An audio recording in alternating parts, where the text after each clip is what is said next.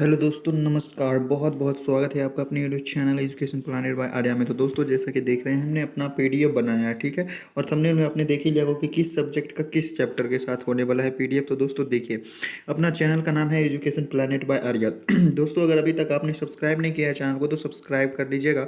और हमने कुछ डिस्क्रिप्शन वाली चीज़ों को यहाँ पे लिखा है। दोस्तों, मैं विजय स्वागत करता हूँ आपका हमारे YouTube channel Education Planet by Arya में। यहाँ आप मैथमेटिक्स से रिलेटेड कोई भी क्वेश्चन कमेंट्स में पूछ सकते हैं, और उसके लिए आपके लिए क्या होगा, वीडियो सॉल्यूशन। अब वीडियो में जो भी प्रॉब्लम होगा आपका सॉल्व कर दिया जाएगा, ठीक है। और यहाँ पे ग्रीन कलर में जो लिखा हुआ है, subscribe our official YouTube channel Education Planet by Arya. देखिए, ये पीडीएफ जब भी आप खोलेंगे और ये जो एजुकेशन प्लानेट बाय आर्या लिखा हुआ है, ये जो एजुकेशन प्लानेट बाय आर्या लिखा है, इसके ऊपर क्लिक कीजिएगा तो फिर आप क्या कर सकते हैं, यहाँ से हमारे चैनल पे विजिट कर सकते हैं। इस पर क्लिक करते ही आप हमारे चैनल पे विजिट कर देंगे। और ये रहा हमारा फ़ोन नंबर, ठीक है। व्हाट्सएप कर सकते हैं आप, कॉल करना मना है, ठीक है। कॉल नहीं करना है आप लोगों को, व्हाट्सएप करके कोई भी क्वेश्चन पूछ सकते हैं। ये रहा हमारा नाम। दोस्तों, फिजिक्स के पहला चैप्टर है प्रकाश का परावर्तन एवं अपवर्तन। उसी के कुछ ऑब्जेक्टिव क्वेश्चंस को हमने लिए हैं, ठीक है।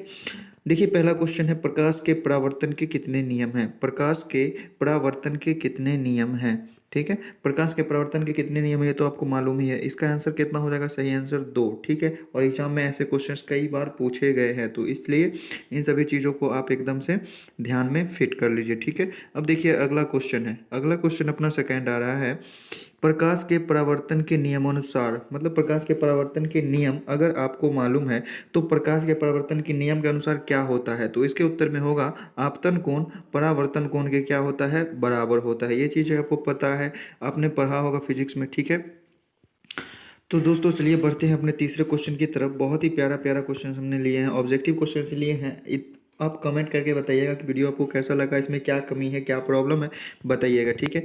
थोड़ा सा ये लिखने में प्रॉब्लम हो गया, चूँकि हिंदी टाइपिंग में भी थोड़े ये हैं, ठीक है। तो लिखने में थोड़ा सा प्रॉब्लम हो रहा है। तो देखिए, तीसरा क्वेश्चन अपना है, समतल दर्पण द्वारा बना प्रतिबिंब। अब बताइए, आपकी समतल दर्पण द्वारा बना प्रतिबिंब कैसा होता है। तो समतल दर्पण द्वारा बना प्रतिबिंब हमेशा आभासी और सीधा होता है। आभासी मतलब काल्पनिक, और सीधा मतलब सीधा होता है, ठीक है। तो ये तीसरा क्वेश्चन हुआ। चलिए बढ़ते हैं 4 नंबर क्वेश्चन पे, ठीक है। आधुनिक क्वांटम सिद्धांत के अनुसार, आधुनिक क्वांटम सिद्धांत के आधार पर प्रकाश को क्या माना गया है। तो प्रकाश को कण और तरंग दोनों माना गया है, ठीक है। तो इस तरह का क्वेश्चन अगर एग्जाम में आए तो आपको क्या टिक करना है, कण और तरंग दोनों माना गया है, ठीक है। तो किस टाइप का क्वेश्चन एग्जाम में आएगा उसके भी बेसिस पे हम बताएंगे, ठीक है। चूंकि 4 ऑप्शन होते हैं ऑब्जेक्टिव क्वेश्चन में, तो उस टाइप का भी हम पीडीएफ तैयार करके आप लोगों के लिए वीडियोस रेगुलर प्रोवाइड कराते रहेंगे। और फेस कैम वीडियो भी, मतलब बोर्ड के सामने में आकर पढ़ाने वाला वीडियो भी आप लोगों को मिलेगा, ठीक है। तो चलिए बढ़ते हैं अपने अगले क्वेश्चन, क्वेश्चन नंबर 5 की तरफ। देखिए, क्वेश्चन नंबर 5 बहुत ही प्यारा सा, समतल दर्पण की वक्रता त्रिज्या होती है, क्या होती है, समतल दर्पण की वक्रता त्रिज्या। समतल दर्पण की वक्रता त्रिज्या क्या होती है। तो इसका आंसर हो जाएगा अपना प्यारा सा अनंत, ठीक है। तो इसका आंसर वो अपना प्यारा सा अनंत। क्वेश्चन नंबर 6 देखिए, परावर्तन के लिए विचलन कोण का मान क्या होता है। विचलन कोण का मान दोस्तों हो जाएगा 180 डिग्री -2 इंटू कोण आई। ये एंगल आई जो है वो क्या है, आपतन कोण, ठीक है। तो 180 डिग्री -2 गुने कोण आई होता है, ठीक है। तो इसी तरह से देखिए, अपना प्यारा सा क्वेश्चन अगला इसी पे आधारित है, ठीक है। यदि क्या लिखा हुआ है, यदि प्रकाश का आपतन कोण 90 डिग्री हो तो प्रकाश के परावर्तन के लिए विचलन कोण क्या होगा। तो दोस्तों, आपको तो पता है विचलन कोण क्या होता है, 180 डिग्री -2 गुने क्या है, कोण आई, है ना। ये चीज़ आपने फॉर्मूला में पहले देखा। यहाँ पे क्वेश्चन में क्या लिखा हुआ है कि आपतन कोण क्या है, 90 डिग्री है, और आपतन कोण ये एंगल आई को कहते हैं, ठीक है। तो 180 डिग्री माइनस क्या करेंगे, 2 गुने, और आपतन कोण कितना है, 90 है, तो 90 को इस 2 से गुना करेंगे तो कितना हो जाएगा, 180 डिग्री। और 180 डिग्री में से 180 डिग्री घटेगा तो कितना हो जाएगा, 0 डिग्री। तो यही रहा अपना प्यारा सा, ठीक है। अब चलिए बढ़ते हैं अपने क्वेश्चन नंबर 8 पे। क्वेश्चन नंबर 8 में कह रहा है, किसी दर्पण की फोकस दूरी उसकी वक्रता त्रिज्या की क्या होती है। तो आपको पता है आधी होती है, ठीक है। अगर वक्रता त्रिज्या 10 है तो उसका फोकस मतलब उसका फोकस कितना हो जाएगा, फोकस हो जाएगा 5, ठीक है। तो चलिए बढ़ते हैं अगले क्वेश्चन। बहुत ही प्यारा सा क्वेश्चन, ये सब इजी इजी क्वेश्चन हैं। क्वेश्चन अगला अपना कह रहा है, सोलर कुकर में कौन सा दर्पण उपयोग होता है। तो सोलर कुकर में अवतल दर्पण का उपयोग होता है। हजामत बनाने के लिए कौन सा दर्पण का उपयोग किया जाता है। हजामत बनाने के लिए कौन सा दर्पण उपयोग होता है। हजामत मतलब आप जो सैलून में जाते हैं बाल बनवाने, तो वहाँ कौन सा यूज़ किया जाता है दर्पण, मतलब आईना शीशा जो होता है, तो अवतल दर्पण होगा इसका करेक्ट आंसर। ठीक है, चलिए बढ़ते हैं अपने अगले क्वेश्चन। 11 नंबर क्वेश्चन देखिए, बहुत ही मोटे अक्षरों में लिखा है, किस दर्पण का दृष्टि क्षेत्र बड़ा होता है? मतलब कौन सा ऐसा दर्पण है जो कि दृष्टि क्षेत्र जिसका बड़ा होता है, ज़्यादा दूर के एरिया को वो एक साथ कवर करके दिखा सकता है। तो जानते हैं आपके अवतल दर्पण में क्या होता है, छोटा प्रतिबिंब बनता है। तो छोटा प्रतिबिंब बनता है तो वो ज़्यादा एरिया को कवर कर सकता है, इसीलिए इसका आंसर क्या होगा, उत्तल दर्पण। और इसीलिए गाड़ी के साइड मिरर के रूप में क्या होता है, उत्तल दर्पण का प्रयोग किया जाता है। देखिए अपना क्वेश्चन नंबर 12 प्यारा सा,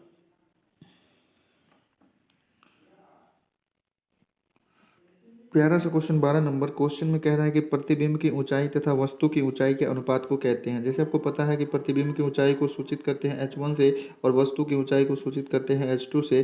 तो h1 बट्टा h2 क्या होता है, तो ये होता है आवर्धन क्षमता। ठीक है, आपको पता ही है ये क्या होता है, आवर्धन क्षमता। तो चलिए पहले भाइयों बढ़ते हैं अपने अगले क्वेश्चन। क्वेश्चन अगला कह रहा है कि गोलीय दर्पण की ऊपर चला गया यह। क्वेश्चन में कह रहा है गोलीय दर्पण की वक्रता त्रिज्या 40 सेंटीमीटर हो तो उसकी फोकस दूरी होगी क्या? अगर किसी गोलीय दर्पण की वक्रता त्रिज्या 40 सेंटीमीटर है, मतलब आपको तो पता है, इससे पहले ऑब्जेक्टिव क्वेश्चन में देखे हैं कि वक्रता त्रिज्या अगर 10 है तो फोकस कितना होगा, 5 होगा। तो यहाँ कह रहा है अगर 40 है तो फोकस कितना होगा, तो फोकस 20 सेंटीमीटर होगा, आधा कर देंगे। ठीक है, तो चलिए बहुत ही प्यारा सा क्वेश्चन। देखिए क्वेश्चन नंबर 14 में क्या कह रहा है कि उत्तल दर्पण में किस प्रकार का प्रतिबिंब बनता है? उत्तल दर्पण में बनता है आभासी और सीधा। ठीक है, इन सभी क्वेश्चंस को आप ध्यान रखिएगा, बार बार देखिएगा तो फिर ध्यान याद तो आए हो ही जाएगा। ठीक है, तो देखिए अगला क्वेश्चन अपना प्यारा सा कह रहा है कि दर्पण की चौड़ाई को दर्पण का कहा जाता है। तो दर्पण की चौड़ाई को दर्पण का द्वारक कहा जाता है और इसको शुद्ध रूप में ऐसे लिख सकते हैं। ठीक है, ऐसे लिखाएगा द्वारक। ठीक है, यहाँ पे गलत लिखा गया।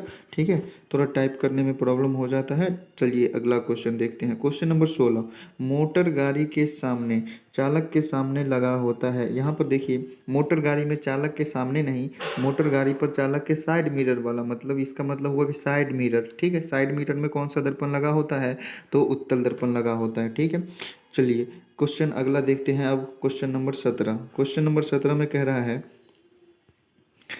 क्वेश्चन को पढ़िएगा, प्रधान अक्ष के समांतर चलने वाली प्रकाश की किरणें अवतल दर्पण से परावर्तन के बाद मुख्य अक्ष के जिस बिंदु से होकर गुजरती है उस बिंदु को क्या कहते हैं? तो उस बिंदु को कहते हैं फोकस। ठीक है, आपको मतलब इसके जो परावर्तन के नियम हैं, इसमें जितने भी नियम आपने पढ़े हैं, तो उसमें अगर आप प्रधान अक्ष के समांतर कोई रेखा मतलब गुजारिएगा, ठीक है, प्रधान अक्ष के समांतर मतलब मुख्य अक्ष के समांतर कोई रेखा गुजारते हैं तो वो क्या होता है, अवतल दर्पण से समान, मतलब जैसे देख लीजिए, एक फिगर के द्वारा हम समझा देते हैं। इस तरीके से आपका आईना है, शीशा, दर्पण है, और यहाँ पे क्या है, फोकस, और यहाँ पे क्या है, वक्रता त्रिज्या। ठीक है, अगर आप इस मुख्य अक्ष के समांतर कोई रेखा गुजारते हैं तो वो परावर्तन के बाद क्या होगा, फोकस से होकर गुजर जाएगा। ठीक है, अगर ऊपर से भी इस तरह से समांतर गुजारते हैं तो वो फोकस से होकर चला जाएगा। ठीक है, तो यही क्वेश्चन है अपना, और यही अपना प्यारा सा आंसर आप समझ गए होंगे। तो चलिए अब चलते हैं अगले क्वेश्चन। सूर्य से आने वाले प्रकाश पुंज कैसा होता है? सूर्य से आने वाला प्रकाश पुंज कैसा होता है? तो सूर्य से आने वाला प्रकाश पुंज होता है समांतर। ठीक है, सूर्य से आने वाला प्रकाश पुंज क्या होता है, समांतर। चलिए अगला क्वेश्चन, वास्तविक प्रतिबिंब की प्रकृति क्या होती है? वास्तविक प्रतिबिंब की प्रकृति क्या होती है, मतलब वास्तविक प्रतिबिंब की प्रकृति, प्रकृति मतलब लक्षण, उसके गुण क्या है? ठीक है, तो वास्तविक प्रतिबिंब हमेशा बनता है उल्टा। ठीक है, वास्तविक प्रतिबिंब हमेशा बनेगा उल्टा, मतलब जो रियल होगा वो उल्टा बनेगा, जो इमेजनरी होगा, काल्पनिक काल्पनिक होगा, वो हमेशा सीधा बनेगा। ठीक है, तो ये चीज़ ध्यान रखिएगा, यहाँ उल्टा चीज़ होता है, जो रियल है वो उल्टा और जो काल्पनिक है वो सीधा। ठीक है, क्वेश्चन नंबर 20 में देखिए, सिनेमा के पर्दे पर किस प्रकार का प्रतिबिंब बनता है? सिनेमा के पर्दे पर मतलब सिनेमा हॉल में जो होता है उसके पर्दे पर किस प्रकार का प्रतिबिंब बनता है? तो वो क्या बनता है, हमेशा वास्तविक, सीधा ही वास्तविक प्रतिबिंब बनता है। ठीक है, मतलब उसके प्रोजेक्टर में जो होता है वो उल्टी चीज़ होती है और पर्दे पर जाने के बाद सीधा बनता है। ठीक है, हाँ देखिए अब क्वेश्चन नंबर 21, क्वेश्चन नंबर 21, किसी धातु को अवतल दर्पण के सामने कहाँ पर रखें कि प्रतिबिंब और वस्तु का आकार समान हो? ठीक है, किसी धातु को अवतल दर्पण में कहाँ पर रखें कि प्रतिबिंब का और वस्तु का आकार जो है दोनों समान है, मतलब जितना बड़ा प्रतिबिंब बनेगा उतना ही बड़ा वस्तु भी होगा, ठीक है।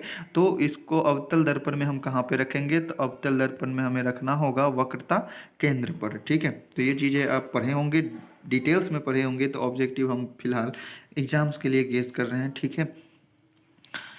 तो इसमें ज़्यादा डिस्कशन नहीं करनी है, इसमें बस क्वेश्चन को देखते चलना है, समझते चलना है। क्वेश्चन नंबर 22 कह रहा है प्रकाश के किस रंग के लिए तरंग दैर्ध्य अधिकतम होता है, सबसे ज़्यादा तरंग दैर्ध्य वाला रंग कौन सा है, ठीक है। तो लाल होगा इसका आंसर, ठीक है। तो चलिए 23 नंबर क्वेश्चन में कह रहा है प्रकाश के किस रंग के लिए तरंग दैर्ध्य निम्नतम होता है, मतलब किस रंग का तरंग दैर्ध्य जो है सबसे कम होता है, ठीक है। तो ये होगा बैगनी, ठीक है। और जिस रंग का तरंग दैर्ध्य सबसे ज़्यादा होगा वो उस रंग को आप बहुत ही ज़्यादा दूर से देख सकते हैं, ठीक है। तो चलिए क्वेश्चन नंबर 24, निर्वात में प्रकाश का वेग क्या होता है, निर्वात में प्रकाश का वेग होता है 3 × 10⁸ मीटर पर सेकेंड, मीटर पर सेकेंड। ये चीज़ ध्यान रखिएगा, किलोमीटर पर घंटा होगा तो ये वाला चेंज हो जाएगा, ठीक है। मीटर पर सेकेंड में ये आंसर रहा। अब चलिए चलते हैं अपने अगले क्वेश्चन 25 नंबर क्वेश्चन में कह रहा है कि श्वेत रंग कितने रंगों के मेल से बना है, श्वेत रंग ये जो उजला रंग है, सफ़ेद रंग, ये कितने रंगों के मेल से बना है, तो ये बना है 7 रंगों के मिलने से एक रंग बना सफ़ेद, ठीक है। तो इसका आंसर क्या हो जाएगा, सही आंसर 7। तो ध्यान रखिएगा इन सभी चीज़ों को।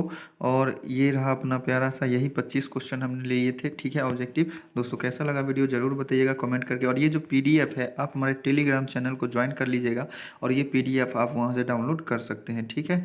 तो सभी पीडीएफ के लिए आपको डिस्क्रिप्शन में लिंक मिल जाएगा, टेलीग्राम चैनल का, टेलीग्राम ग्रुप का, तो दोनों में आपको मिल जाएगा। टेलीग्राम चैनल पे भी ज्वाइन कर सकते हैं आप, वहाँ जाके आप पीडीएफ वगैरह ले सकते हैं। टेलीग्राम ग्रुप है, उसमें आप क्लास 10th के ऑब्जेक्टिव क्विज दे सकते हैं किसी भी चैप्टर का, किसी भी सब्जेक्ट से। तो चलिए दोस्तों फिर मिलते हैं नेक्स्ट डे, तब तक के लिए दोस्तों बाय बाय।